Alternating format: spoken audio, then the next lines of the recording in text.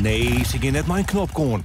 Maar dat is ook de charme van de oude Britse BSA-motoren. Leervrouwers van Oerhiel de Vroot komen bij hoor op het BSA Summer Camp bij Jennewaard. Het is eigenlijk gewoon één grote reunie. Ik ben hele grote mensen die al jaren en jaren kennen. Die uit Australië en Engeland, vrienden uit Engeland, Australië.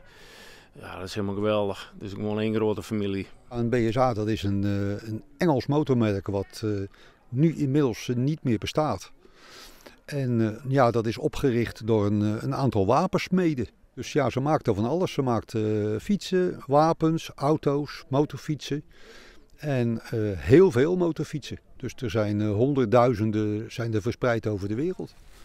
Zielstra wat ondersteunen doet zien oude boorman om help vregen bij een BSA. Hij kocht erin met de rijouder Leeuwskuil en begon met het restaureren. En dan komt het hoopje schroot, komt de achterplaats oprijden en dan is het van, ja, hoe krijg je dat in de huisjes?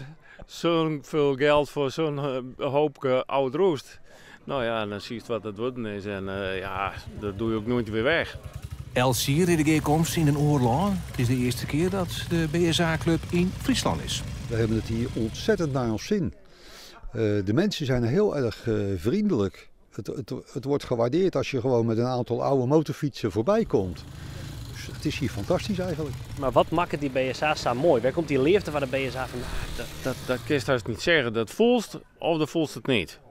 Ik heb nu ondertussen 4 BSA's, maar dat is BSA. Het gewoon liefde voor een merk. De komende dagen toeren de BSA's door Friesland heen. Hoe 6 weken in de heerlijkse Grutte Rally, dit hier in Australië.